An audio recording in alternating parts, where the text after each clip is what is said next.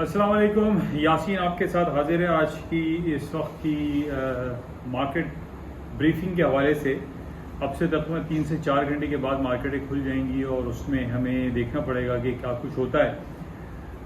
Weekly closing में हमने ये देखा कि जो गोल्ड की कीमतें थीं वो काफ़ी अप्स एंड डाउन्स का शिकार रहीं और 34 का इसने हाई कर दिया था, यानी all time history high futures market ने किया था, जबकि जो स्पॉट मार्केट है उसमें वो ऑल टाइम हिस्ट्री हाई नहीं बना था और मार्केट तकरीबन लोअर साइड पे बंद हुई। लेकिन इस वक्त अभी जो हमें दिखाई दे रहा है कि गोल्ड की कीमतें ऊपर जाएंगी या नीचे, तो उसमें डिफरेंट मैं न्यूज़ पढ़ रहा था, उसमें बताया जा रहा है कि गोल्ड बहुत ऊपर जा चुका है और वापसी के चांसेस हैं, तो इस वजह से इसमें इतनी ज़्यादा तेज़ी अभी दिखाई नहीं देती। लेकिन दूसरी तरफ हम ये देख रहे हैं कि गोल्ड की कीमतें जिस तरीके से ऊपर चलती चली जा रही हैं, इसमें कहीं वापसी की उम्मीदें हमें दिखाई नहीं दे रही। मार्केट ने 34 का हाई कर दिया, ऑल टाइम हिस्ट्री हाई दिसंबर कॉन्ट्रैक्ट ने, और मार्केट अगर वहाँ से $40-50 नीचे की तरफ आई है तो हम ये नहीं कह सकते कि गोल्ड की कीमतें निचली सतहों पर आ जाएंगी। गोल्ड की कीमतें आप ये देखिए कि जहाँ 34 का इसने हाई किया है, वहीं मार्केट जो है $30-40-50 तकरीबन नीचे आई और वहाँ से मार्केटें फिर ऊपर जा सकती हैं।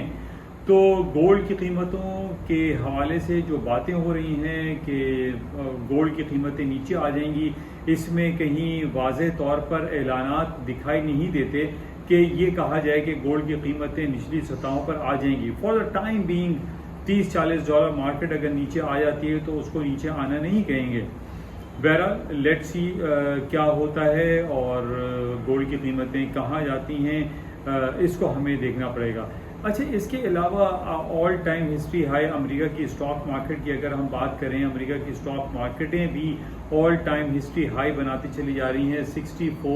68 का इसने हाई किया था S&P ने, और 34-35 के करीब ये बंद हुआ।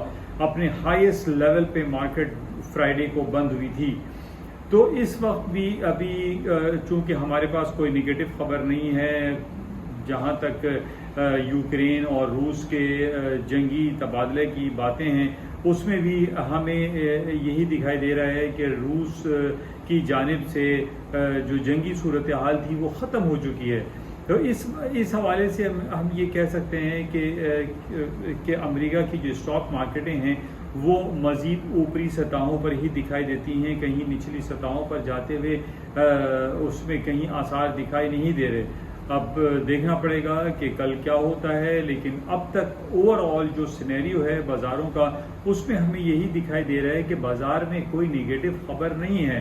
जहाँ तक ट्रम्प साहब की बात है, ट्रम्प साहब चाइना पे, इंडिया पे डिफरेंट टैक्सेस लगाते जा रहे हैं, डिफरेंट टैरिफ्स लगा रहे हैं 50%, 70%। तो ये जो टैरिफ्स लगा रहे हैं, इस बेसिस पे हम ये नहीं कह सकते कि कोई जंगी सूरत हाल है और उसकी वजह से बाज़ारें जो है वो निचली सतहों पर आ जाएंगी। तो दिस इज़ नॉट करेक्ट। तो बहरहाल अभी तक जो हमारे पास खबरें हैं वो यही बता रहे हैं कि बाज़ारों में चूँकि नेगेटिव ख़बर इतनी ज़्यादा नहीं है, जो जंगी सूरत हाल थी उस वजह से हम ये कह सकते हैं कि बाज़ारों में मज़ीद तेज़ी रहेगी। सोने की कीमतें जहाँ तक ऑल टाइम हिस्ट्री हाई बनाती चली जा रही हैं, इसमें मज़ीद ऊपर जाने के इम्कानात मज़ीद दिखाई दे रहे हैं। 3500 के ऊपर ही बाज़ारें दिखाई देती हैं, लेकिन कोई नेगेटिव खबर हमारे पास नहीं है। लेकिन देखते हैं कि अब से तकरीबन 3 से 4 घंटे के बाद बाज़ारें खुलेंगी, उसमें हम देखते हैं कि क्या कुछ होता है। लेकिन ओवरऑल सिनेरियो जो है बाज़ारों में ऊपरी सतहों पर जाता हुआ दिखाई ज़्यादा देता है। न सिर्फ हम ये कि गोल्ड और अमेरिकन स्टॉक की बातें कर रहे हैं, बल्कि करेंसी मार्केट में अगर हम बात करें तो 134-35 का स्टर्लिंग ने हाई किया।